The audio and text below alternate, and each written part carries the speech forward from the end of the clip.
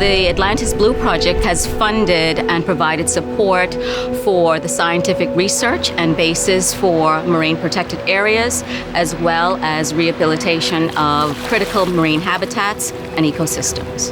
We collaborate with lots of different partners. We have our local NGOs, as well as we have some major contributors who have made a commitment of millions of dollars over the next several years, the same way that the Atlantis Blue Project has made a commitment to helping to reverse the decline of coral reefs in the Bahamas through scientific research and education. Right now, we're at Atlantis Paradise Island, specifically at our Paradise Lagoon, where we have a coral nursery. Our coral biologist, Dr. Craig Dahlgren, is leading this particular project and has been instrumental in actually creating this coral nursery and monitoring it, training all of the staff that take care of the nursery.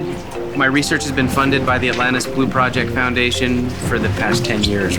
A lot of what we've been doing is assessing the reef health around the Bahamas, but we're also looking to improve reef health through growing corals and putting them back out on reefs.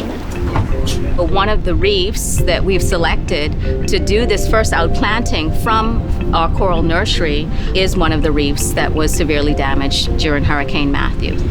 This reef we're working on, it used to be very good with coral, so we know they'll grow fine there environmentally, but just the storm destroyed it. The persons who will be helping us in the outplanting will be local organizations, as well as Dr. Dahlgren, who will be leading that expedition.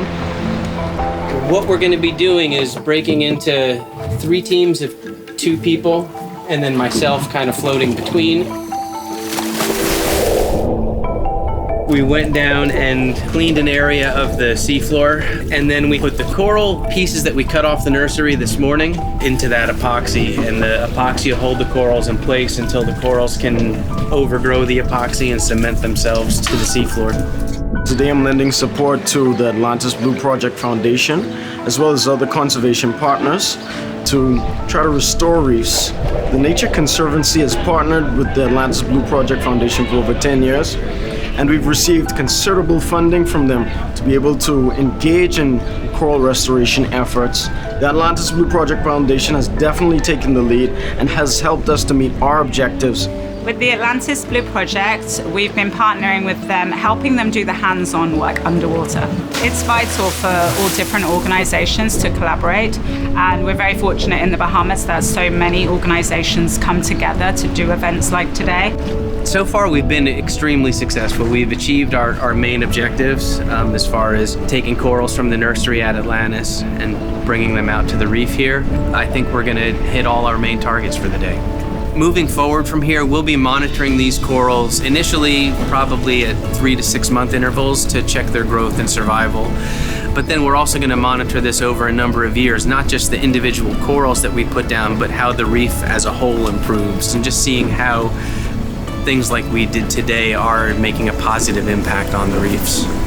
Coral reefs are extremely important because it's such a critical part of the marine ecosystem. Everything that we do somehow is connected to the ocean, and coral reefs help to keep the oceans healthy. Atlantis cares, and that's very important for me, being a Bahamian, knowing that this company is concerned about the environment as well as protecting it and ensuring it's around for future generations. The Atlantis Blue Project, since its inception, has generated over $5 million that has funded various projects. So we are impacting really the entire Bahamas.